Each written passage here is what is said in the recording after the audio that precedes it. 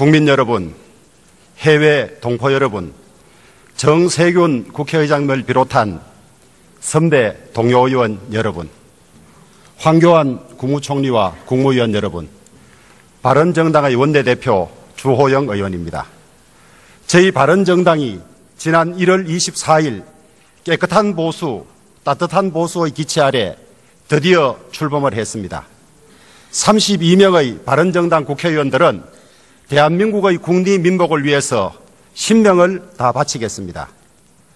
바른정당은 오늘 첫 원내 교섭단체 대표연설을 맞아 지난날 집권 여당의 일원으로서 대통령의 헌법과 법률 위반 그리고 최순실 일가의 국정농단 사태를 미리 막지 못한 책임을 통감하고 다시 한번 국민 여러분께 참회와 사죄의 말씀을 올립니다.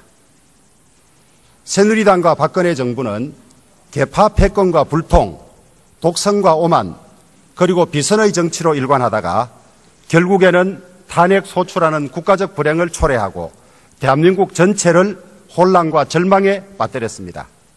4년 전 보수정부를 선택했던 민심도 짓밟혔습니다.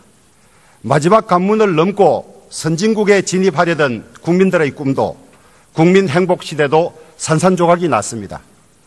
광복 70년의 위대한 성취를 이끌던 보수도 치욕 속에서 괴멸에 이르렀습니다.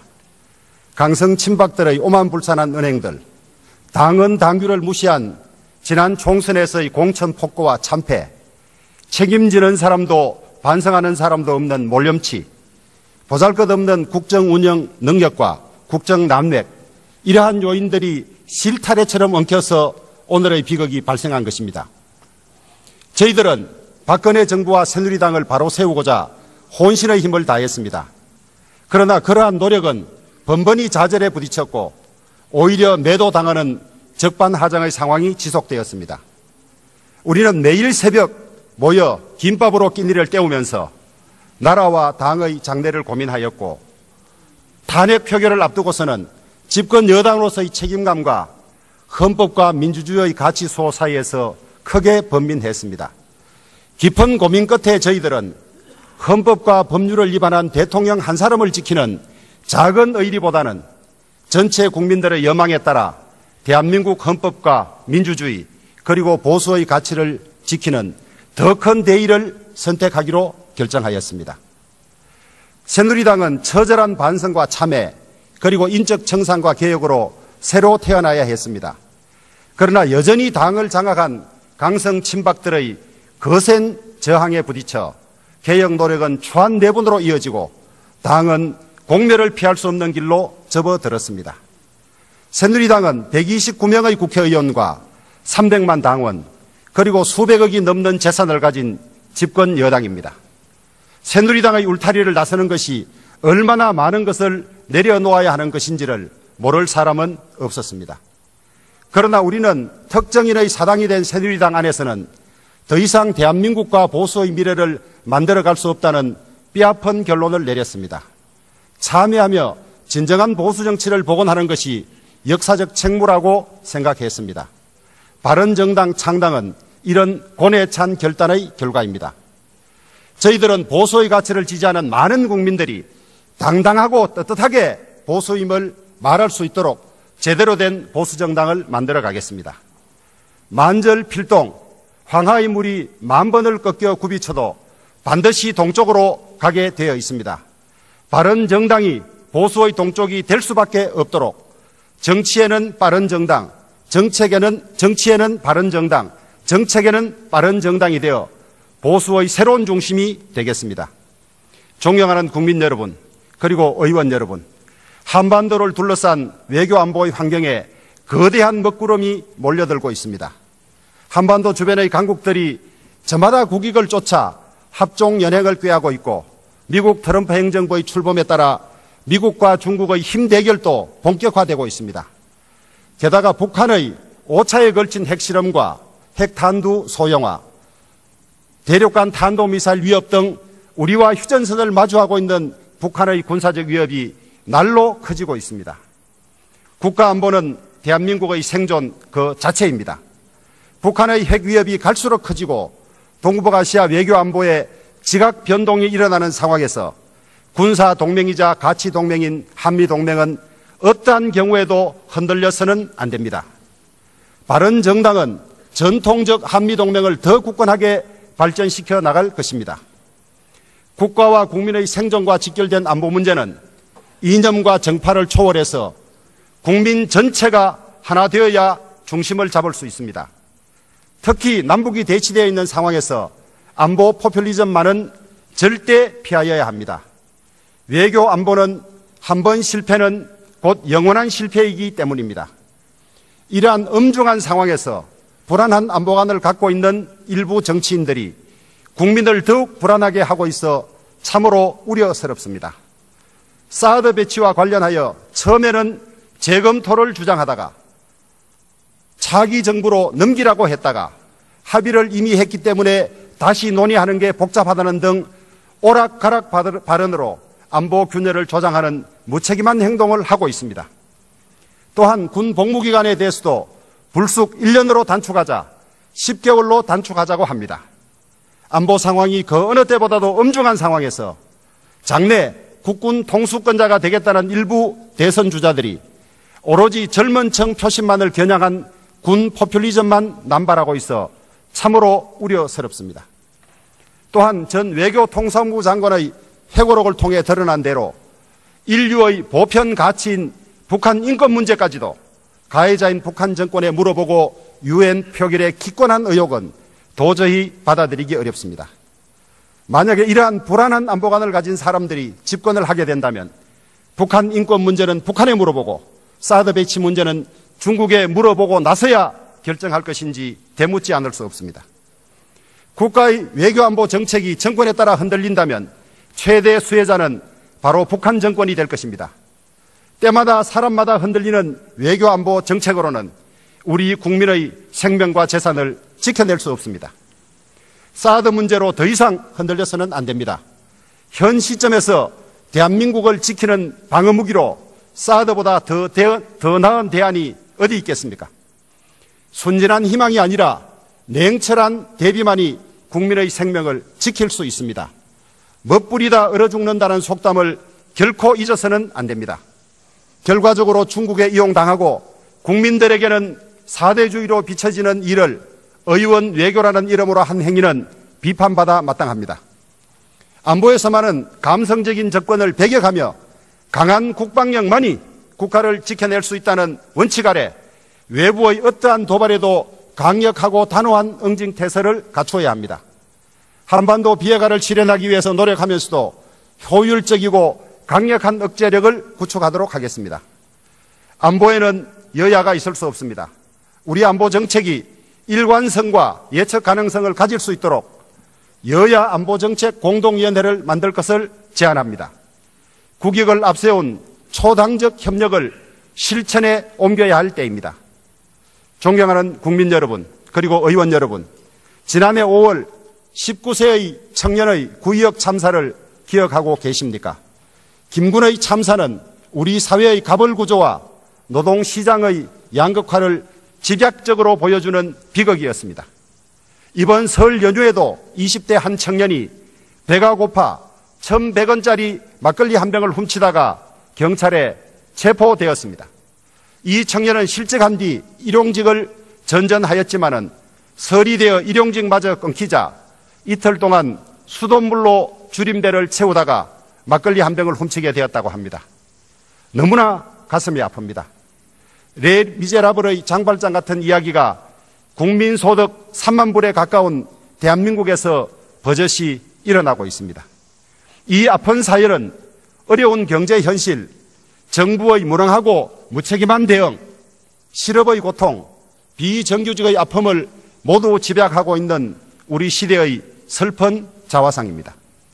존경하는 국민 여러분, 그리고 의원 여러분, 이제 이 같은 불행이 다시는 일어나지 않도록 해야 합니다. 가장 먼저 양극화의 해소에 전력을 기울여야 합니다. 양극화는 21세기 대한민국이 해결해야 될 최우선 과제입니다. 양극화의 해결 없이는 대한민국 공동체도 지속될 수 없습니다. 모든 정당들이 양극화의 극복을 약속하고 있고 이를 위해 경제 민주화와 공정경제 실현을 주장하고 있습니다. 그 출발점은 재벌 개혁입니다. 재벌 대기업은 대한민국의 산업화를 이끈 1등 공신입니다. 하지만 재벌은 그 성공의 역사를 뒤로 한 채 지금은 정경유착과 편법 성계, 불공정 거래와 기술 탈취 등으로 시장 경제의 활력과 성장 잠재력을 훼손하고 있습니다. 우리 경제의 반치광 노릇을 하면서 성장의 열매를 모두 독식하고 있습니다. 한 재벌은 광고 전체를 오너 가족이 경영하는 회사에 몰아주었습니다. 그 와중에 몇 개의 선량한 광고 회사가 사라졌을지 알 수 없습니다. 우리나라 최고 재벌은 권력과 결탁하여 3세 경영권 승계를 위해 국민연금에까지 마술을 뻗쳤다는 의혹을 사고 있습니다. 수많은 소액주주가 피해를 입고 국민 노후 자금인 국민연금에 큰 손해가 났습니다. 반칙으로 쉽게 돈을 버는데 익숙해진 재벌에게서 혁신은 사라졌습니다. 구글, 페이스북, 알리바바가 새로운 가치와 새로운 시장을 만들어낼 때 우리 재벌은 동네 빵집을 전멸시키고 재래시장과 동네 슈퍼를 문 닫게 했습니다. 재벌을 반치광에서 윤리적이고 혁신적인 경제로 바꾸는 것이 바로 재벌개혁의 목표입니다. 현재 우리 국회에는 상법과 공정거래법 등 재벌개혁 법안들이 산적해 있습니다. 재벌이 법 앞에 평등하고 공정한 사회의 도덕적 일원으로 거듭날 수 있도록 심도 있는 논의를 통해서 재벌개혁 법안들을 조속히 처리하도록 하겠습니다. 우리 경제에서 기업의 불공정 반칙은 막대, 동시에 정직한 경쟁자들이 마음껏 기업 활동을 할 수 있도록 불필요한 규제는 확실히 풀겠습니다. 새로운 성장 동력인 4차 산업혁명은 고도의 창의성과 기술 융합을 기반으로 하기 때문에 기존의 낡은 규제 체제 하에서는 일어날 수 없습니다. 새로운 아이디어가 전 시대의 낡은 규제에 가로막혀서는 4차 산업혁명과 창업이 일어날 수 없습니다. 이제 안 되는 것 빼고는 다 할 수 있는 네거티브 규제 방식으로 빨리 전환하여야 합니다. 현재 대선 주자들이 너도 나도 4차 산업혁명을 외치고 있지만 정작 드론이나 자율주행차 등의 규제를 풀어줄 규제 프리존 특별법은 아직도 국회에 발이 묶여 있습니다. 바른정당은 우리 기업들이 4차 산업혁명의 선두주자가 될 수 있도록 규제 프리존 특별법부터 조속히 처리하도록 하겠습니다. 존경하는 국민 여러분, 그리고 의원 여러분, 지금 우리 경제의 저성장 기조가 고착화되고 있습니다. 갈수록 떨어지는 잠재 성장률도 문제입니다. 우리 경제 잠재 성장률은 2000년대 4%대에서 최근 3%대로 하락하였습니다. 성장이 멈추는 순간 모든 것이 어려워집니다. 성장이 없으면 복지도 통일도 없습니다. 떨어지는 잠재 성장률을 바라만 보고 있을 수는 없습니다. 중성장 시대를 다시 열기 위해서는 지금까지처럼 수출 대기업 위주의 성장 전략만으로는 불가능합니다. 몇 마리의 거대한 물고기가 연못을 지배해서는 안 됩니다. 크고 작은 많은 수의 물고기들이 힘차게 헤엄칠 수 있도록 새로운 경제 생태계를 만들어내야 합니다. 수많은 피스톤으로 움직이는 새로운 성장 엔진을 장착해야만 합니다. 그러기 위해서는 모험과 혁신의 창업 경제밖에는 없습니다. OECD 보고서에 따르면 신규 고용을 주도하며 일자리를 창출하는 기업은 대부분 창업 5년 이내의 기업입니다. 혁신적이고 새로운 기업이 모험의 항해를 시작할 때 우리 경제는 다시 성장을 시작할 수 있습니다. 바른정당은 혁신 안전망을 만들어 젊은 창업가들이 두려움 없이 도전할 수 있도록 하겠습니다. 한 번의 실패가 평생의 낙인이 아니라 미래 성공의 밑거름이 되도록 하겠습니다. 특히 경영자를 신용불량자로 만드는 정책 자금에 대한 연대보정 제도를 완전히 폐지하겠습니다. 불법과 비리로 인한 실패만 아니라면 언제든지 다시 도전할 수 있는 혁신 생태계를 조성하겠습니다. 벤처 캐피탈의 설립 요건을 완화하고 벤처 투자의 마중물 역할을 하는 모태 펀드도 대폭 확대하겠습니다. 이제는 은행 융자를 받아서 창업하던 시대는 지났습니다. 투자받아 창업할 수 있는 제도를 만들어내야 합니다. 미국의 클라우드 펀딩 업체인 킥스타터는 출범 6년 만에 전 세계에서 무려 3조 2천억 원의 투자 자금을 모아 6만 1,000개의 프로젝트에 투자에 성공했고 31만 개의 일자리를 만들어내었습니다. 우리라고 못할 이유가 없습니다. 창업기업과 중개자 그리고 투자자를 연결하는 인프라를 조속히 구축하고 투자 실패에 대한 면책 제도를 도입해서 창업자금 생태계의 자생력을 획기적으로 개선하겠습니다. 초저출산율의 극복도 잠재 성장률을 저하 기조를 역전시키기 위해 가장 시급한 과제입니다. 우리는 지난 11년간 약 100조 원이 넘는 나라 돈을 저출산 대책에 투입했습니다만 2001년 1.29명이던 합계 출산율이 2015년 1.23명을 기록하기까지 단 한 해도 1.3명을 넘어가지 못했습니다. 출산, 양육, 교육 비용 부담 완화를 위한 재정 투입만으로는 저출산 극복에 아무런 효과가 없다는 것이 증명되었습니다. 전문가들의 분석에 의하면 2015년 초혼은 30세, 초산은 31.2세인 우리나라 여성의 만혼, 만산화 경향을 해결하지 않고는 획기적 출산율 증가는 불가능하다고 합니다.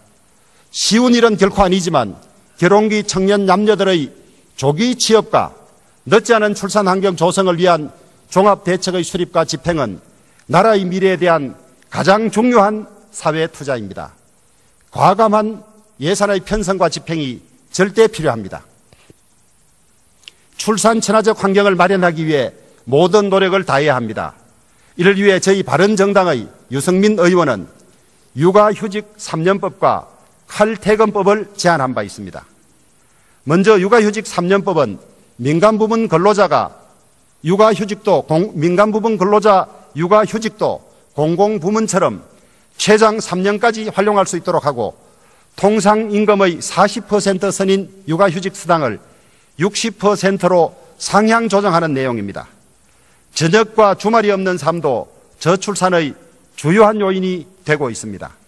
우리나라 근로자는 OECD 평균보다 연간 무려 347시간, 일수로는 43일을 더 일하고 있습니다. 엄마 아빠가 이렇게 일에 치여 사는데 어떻게 아이를 제대로 낳고 키울 수가 있겠습니까? 칼퇴근법은 야근 금지, 정시 퇴근을 정착시키고 돌발 노동을 제한하는 법안입니다. 이 법안은 직접적으로는 일과 가정의 양립을 가능하게 하고 간접적으로는 일자리 나누기의 효과를 내는 일석이조의 법안입니다. 존경하는 국민 여러분, 그리고 의원 여러분, 바른정당은 차별 없는 따뜻한 공동체를 만들어 나가겠습니다. 양극화를 극복하고 따뜻한 공동체를 만들기 위해서는 노동시장의 개혁도 더 이상 미룰 수는 없습니다. 현재의 노동시장은 이중화를 넘어 사중화의 난맥에 처해 있습니다. 대기업이냐 중소기업이냐에 따라 정규직이냐 비정규직이냐에 따라 같은 일을 하고도 차별이 심각합니다. 대기업 정규직의 임금이 100이라면 대기업 비정규직은 64, 중소기업 정규직은 52, 중소기업 비정규직은 겨우 35일 뿐입니다. 노동시장 내에 이런 극심한 차별이 청년 실업 문제의 핵심 원인 중의 하나입니다. 10%에 이르는 높은 청년 실업률에도 불구하고 정작 많은 중소기업들이 구인난에 시달리는 것도 노동시장 내의 극심한 임금 격차 때문입니다. 이러한 불합리한 차별을 그대로 두고는 양극화를 극복할 수는 없습니다. 바른정당은 무엇보다 먼저 정규직과 비정규직의 차별을 줄이는데 전력을 기울이겠습니다. 동일 노동, 동일 임금은 보편 상식입니다. 우선 비정규직 임금 수준을 정규직 대비 최대 80%까지 올릴 수 있도록 다양한 정책적 방안을 강구해 나가겠습니다. 건강한 대한민국 공동체의 지속을 위해서 반드시 넘어야 할 산이므로 사용자, 근로자, 노조를 포함한 우리 국민 모두의 양보와 배려와 결단이 필요한 일입니다. 이러한 의미에서 노동개혁은 양극화 해소의 중심축입니다. 시장 소수의 기득권과 경직 적인 제도로 인해서 발생한 왜곡된 노동시장 구조를 정상화하고 동일한 일을 하는 근로자가 동일한 급여를 받을 수 있도록 합리적이고 유연한 노동시장을 만들어 가겠습니다. 아울러 대기업의 중소기업 납품 단가 후려치기 등의 불공정 행위가 중소기업의 임금 하락과 고용 여력 약화로 이어지지 않도록 과징금 등 처벌의 내용과 기준을 대폭 강화하겠습니다. 나아가 불법 행위에 대하여 더 단호하게 대응할 수 있도록 징벌적 손해배상 제도와 전속 고발권 제도 개선을 포함하여 모든 대안에 대하여 적극적으로 검토하도록 하겠습니다.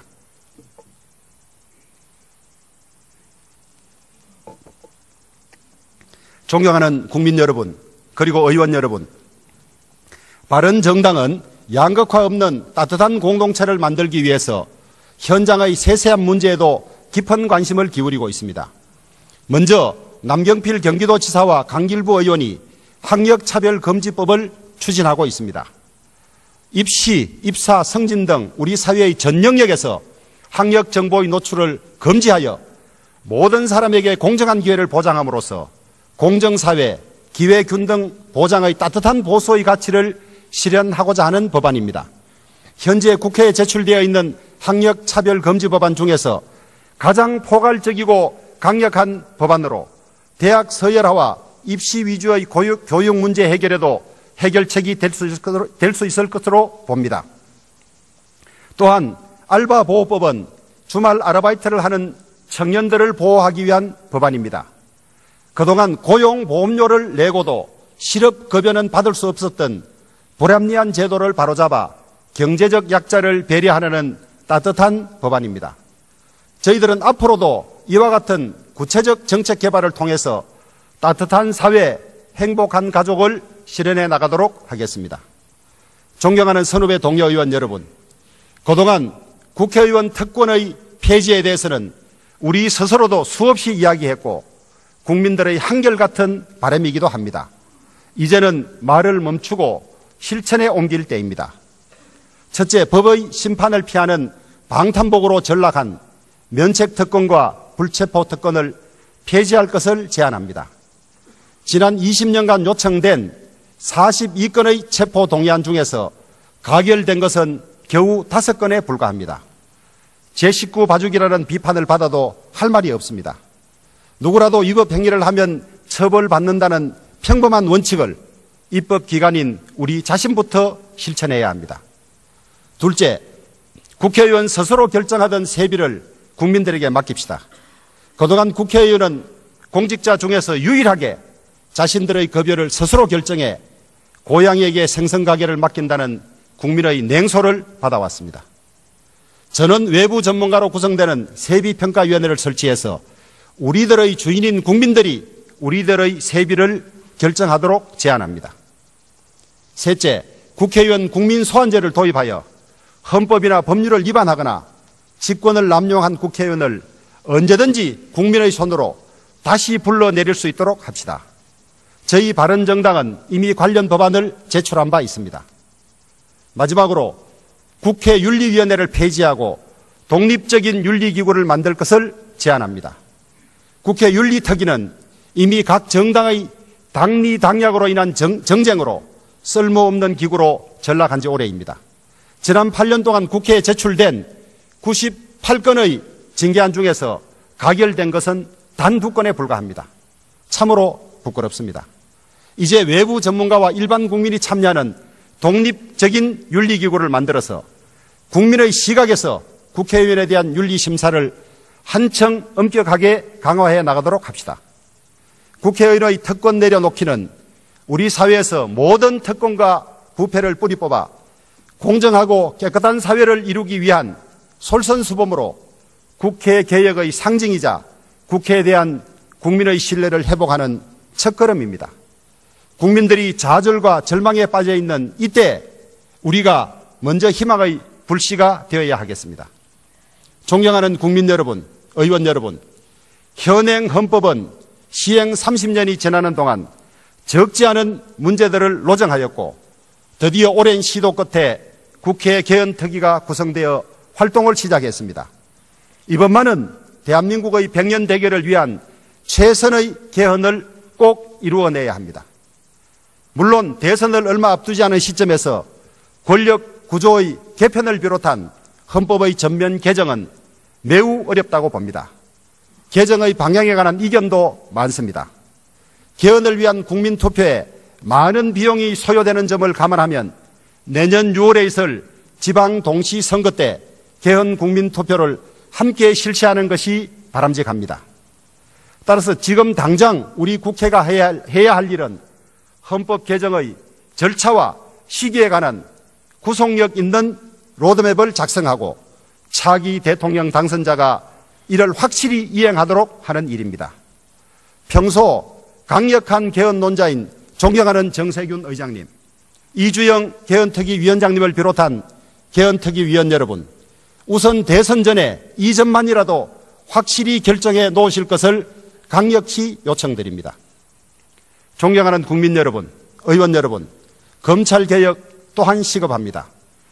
검찰개혁은 공정한 사회, 깨끗한 사회를 이루기 위한 첫걸음으로서도 시급하지만 검찰 구성원들의 보호를 위해서도 반드시 조속히 해결돼야 할 과제입니다. 꼼꼼히 통제되지 않는 권력은 남용되기 마련이고 남용된 권력은 마침내는 그 권력을 행사한 사람 자신까지도 해하기 마련이기 때문입니다. 가깝게는 진경준 전 검사장, 홍만표 변호사, 김형준 전 부장검사 사건을 비롯한 숱한 검찰비리 사건으로 얼마나 많은 검찰 구성원들이 처벌받고 폐가망신하였습니까? 사정이 이러한데도 검찰이 자정을 위한 개혁을 늦추거나 거부하겠습니까? 바른정당은 검찰권의 대통령 권력으로부터의 독립과 검찰 자체의 권력화 방지가 검찰 개혁의 핵심이라고 보고 있습니다. 대통령 권력으로부터의 독립은 검찰 인사의 독립을 의미합니다. 먼저 제왕적 대통령으로부터 검찰총장 임명에 관한 영향력을 대폭 줄이고 검찰총장의 임기를 4년으로 연장하여 임명을 고리로 한 검찰총장 장악 시도를 줄이겠습니다. 청와대 비서관 이상으로 근무한 전직 검사는 자신을 임명한 대통령의 재임 기간 중에는 다시 검사가 될 수 없도록 하고 부장검사 이하 검사들의 인사를 검찰총장이 실질적으로 행사하도록 하여 인사를 무기로 한 권력의 수사 통제를 불가능하게 하겠습니다. 다음으로 검찰의 민주화와 권력화 방지를 위하여 우선 국민이 검찰권 행사에 직접 참여할 수 있는 제도적 틀을 마련하겠습니다. 가칭 국민수사 참여에 관한 법률을 제정하여 정치적 논란이 큰 중요 사건이나 검사비리 사건 등의 수사에 국민이 직접 참여하여 감시하는 검찰위원회를 설치하겠습니다. 검찰의 대통령 주변 권력 범죄 수사와 제19 봐주기 방지를 위하여 대통령과 사정기관의 고위직 범죄는 국회가 추천하는 특별검사가 수사하도록 하고 국회가 추천하는 특별감찰관의 권한과 감찰 대상을 대폭 확대하겠습니다. 존경하는 선후배 동료 의원 여러분, 지금 우리는 대통령 탄핵 소추의 힘든 시기를 거치면서 심각한 국론 분열을 겪고 있습니다. 헌법재판의 기능은 헌법 해석을 둘러싼 국론 분열을 조속히 정리하여 국민 통합을 이루어내는 것입니다. 하지만 촛불 민심과 태극기 민심이 격렬하게 대립하고 있는 지금의 상황에 비추어 보면 헌재의 탄핵 심판 결정 이후에도 심각한 대립과 후유증이 예상되고 있습니다. 헌법재판소의 결정이 탄핵 인용이든 탄핵 기각이든 그것은 우리 헌법 정신의 최종 확인이며 우리 모두는 그 결정에 당연히 승복하여야 합니다. 헌재의 판결 결과에 불복하는 것은 지난 70년간 우리가 어렵게 쌓아올린 헌정 질서를 한순간에 무너뜨리는 또 하나의 헌법 유린 행위입니다. 우상호 더불어민주당 원내대표께서 헌재의 결정에 승복하겠다고 선언한 것은 참으로 당연한 일입니다. 모든 정당이 함께 헌재 판결에 대한 승복을 약속합시다. 그리고 국민들에게도 차분한 기다림과 승복을 호소하여 더 이상의 국론 분열을 막고 국민 통합에 앞장서도록 합시다. 그래야 우리 대한민국이 다시 하나가 되어 일어날 수 있습니다. 이 자리에 함께한 황교안 국무총리와 국무위원 여러분, 그리고 전국의 공직자 여러분, 여러 위기가 한꺼번에 닥쳐오는 참으로 이 엄중한 시기에 여러분들께서는 역사적인 중책을 맡고 있습니다. 탄핵과 대선 전국의 국면에서 공직기강 해이와 대형 사고 발생을 우려하는 국민들이 많습니다. 창궐하는 AI와 구제역 그리고 재선충 박멸에 한치의 소홀함도 없어야 합니다. 여러분들의 헌신과 분발이 참으로 필요한 때입니다. 노심초사 멸사봉공의 장세로 최선을 다해 주십시오. 특히 한민구 국방부 장관을 비롯한 안보관계자 여러분, 일찍이 충무공 이순신 장군께서는 일부 당경 족구 천부라, 한 사람이 제대로 길목을 지키면 능히 천 사람을 떨게 할 수 있다고 하셨습니다. 결연한 자세로 우리의 소중한 국토와 국민들의 생명을 빈틈없이 지켜주시기를 국민의 이름으로 요청드립니다. 존경하는 국민 여러분, 백범 김구 선생께서는 천하흥망은 필부유책이라는 말씀을 하셨습니다. 지금의 이 위기가 정치 지도자들의 커다란 잘못으로 초래된 것이지만 죄송하게도 나라의 큰 위기 앞에서 국민 한 분 한 분께서도 냉정을 되찾아 대한민국 공동체를 다시 일으키는 일에 힘을 합쳐주시기를 간곡히 부탁드립니다. 존경하는 정세균 국회의장을 비롯한 여야 국회의원 여러분, 정작 우리 국회는 국가적 위기를 말하면서도 우리 스스로는 위기의 본질을 무시하거나 관가하는 것은 아닌지 자문해 보지 않을 수 없습니다. 많은 국민들은 위기와 혼란의 책임을 오히려 우리 정치권에서 찾고 있습니다. 대통령 탄핵 소추라는 이 큰 위기와 혼란을 극복하려면 또 누가 대통령이 되더라도 여소야대일 수밖에 없는 험난한 정치 지형 속에서 이제는 대결과 갈등의 진영 정치에서 벗어나 대화와 타협의 정치, 양보와 대통합의 정치로 나아가야 합니다. 우리는 이미 세월호 특별법 제정과 공무원연금법 개혁 과정에서 국회 성공의 법칙을 확인한 바 있습니다. 우리 20대 국회가 역사에서 대한민국의 정치를 환골탈태식인 국회로 평가받기 위해서 우리 다 같이 노력합시다. 존경하는 국민 여러분, 저는 깨끗하고 따뜻한 정치, 타협과 국민 대통합의 정치를 우리 바른정당이 추구하는 바른정치라고 감히 부르고 싶습니다. 이제 참된 보수를 자임하는 우리 바른정당이 보수의 가치와 명예를 다시 회복하고 대한민국의 참된 보수 세력을 모아 보수의 적통을 이어가며 대한민국의 변화와 희망의 싹을 틔우겠습니다. 지금까지 보수 세력이 이룬 대한민국의 성취를 이어받아 새로운 도약을 위한 미래로 나아가겠습니다. 우리는 국민 여러분의 사랑받는 정당이 되기 위해 바르게 서고 빠르게 뛰겠습니다.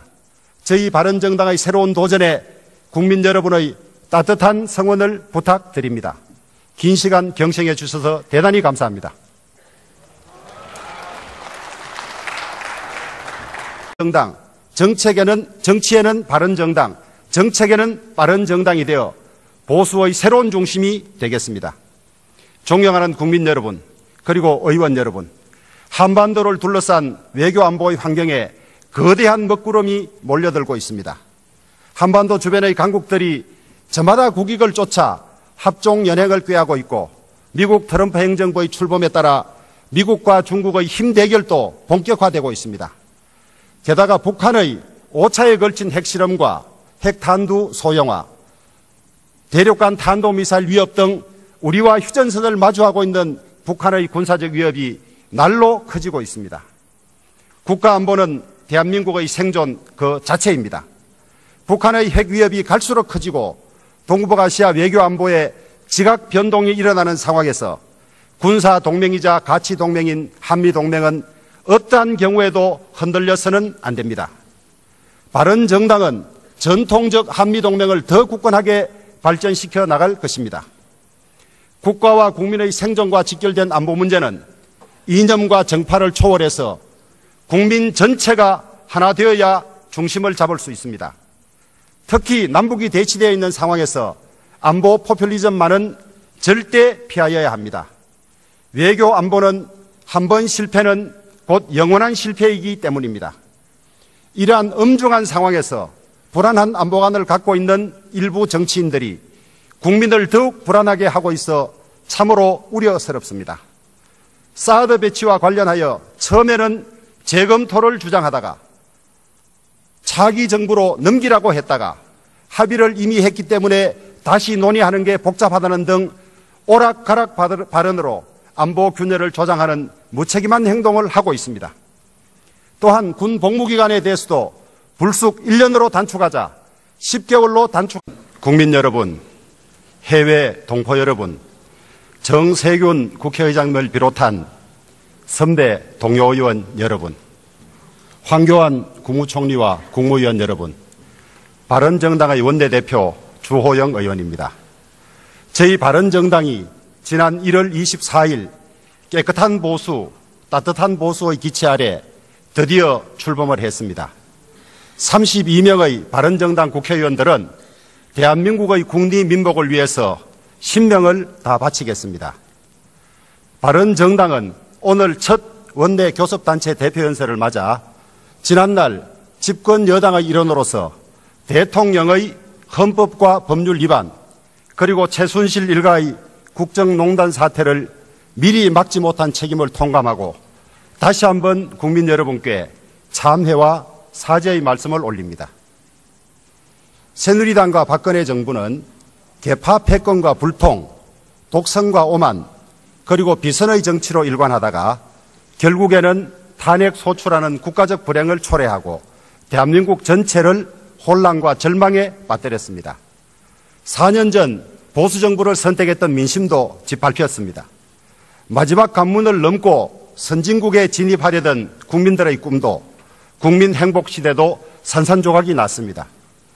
광복 70년의 위대한 성취를 이끌던 보수도 치욕 속에서 괴멸에 이르렀습니다.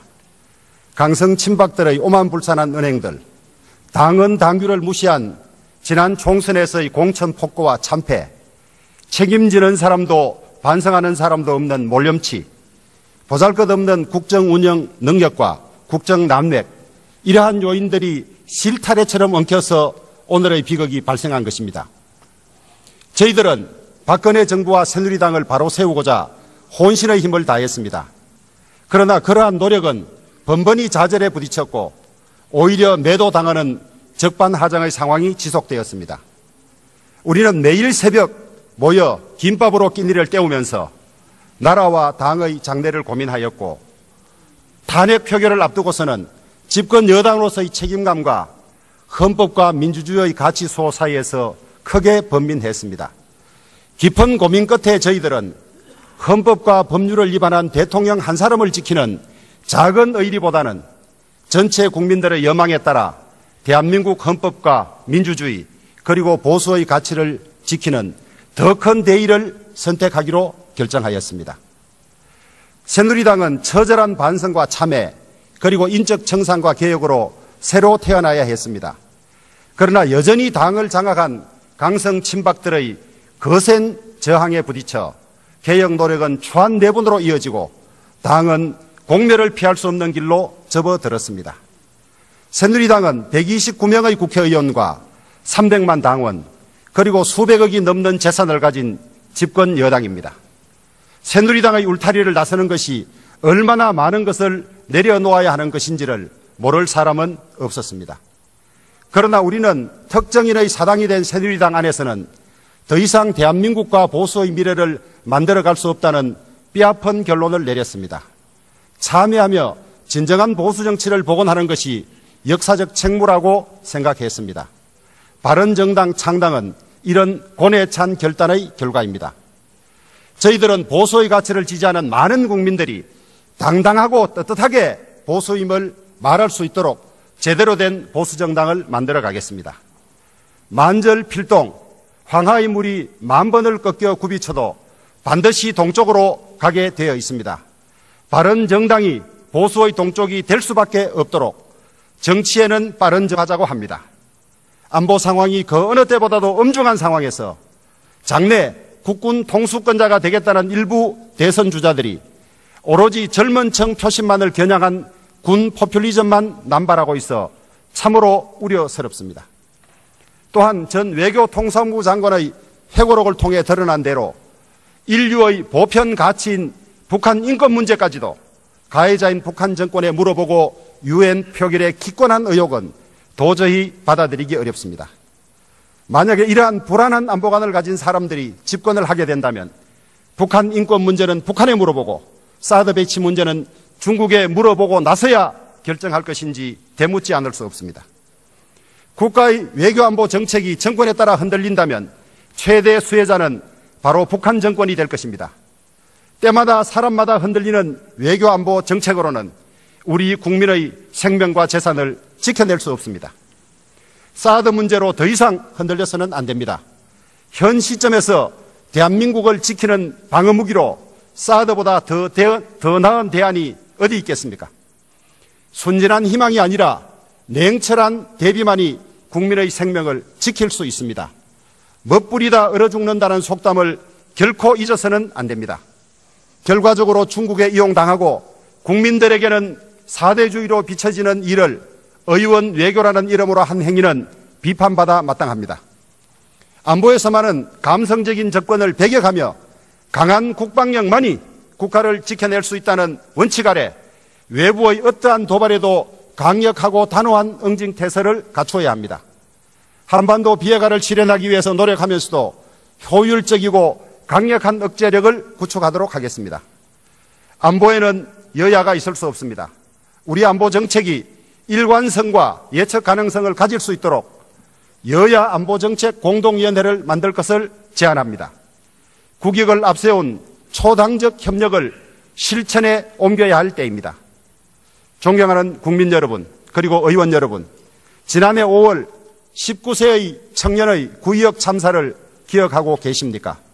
김군의 참사는 우리 사회의 가벌구조와 노동시장의 양극화를 집약적으로 보여주는 비극이었습니다. 이번 설 연휴에도 20대 한 청년이 배가 고파 1,100원짜리 막걸리 한 병을 훔치다가 경찰에 체포되었습니다. 이 청년은 실직한 뒤 일용직을 전전하였지만은 설이 되어 일용직마저 끊기자 이틀 동안 수돗물로 주림대를 채우다가 막걸리 한 병을 훔치게 되었다고 합니다. 너무나 가슴이 아픕니다.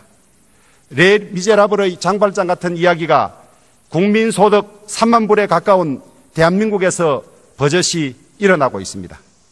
이 아픈 사연은 어려운 경제 현실, 정부의 무능하고 무책임한 대응, 실업의 고통, 비정규직의 아픔을 모두 집약하고 있는 우리 시대의 슬픈 자화상입니다.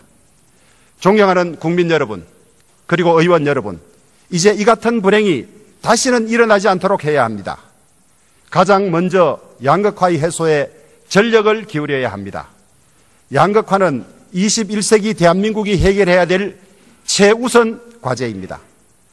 양극화의 해결 없이는 대한민국 공동체도 지속될 수 없습니다. 모든 정당들이 양극화의 극복을 약속하고 있고 이를 위해 경제 민주화와 공정경제 실현을 주장하고 있습니다. 그 출발점은 재벌 개혁입니다. 재벌 대기업은 대한민국의 산업화를 이끈 1등 공신입니다. 하지만 재벌은 그 성공의 역사를 뒤로 한 채 지금은 정경유착과 편법 승계, 불공정 거래와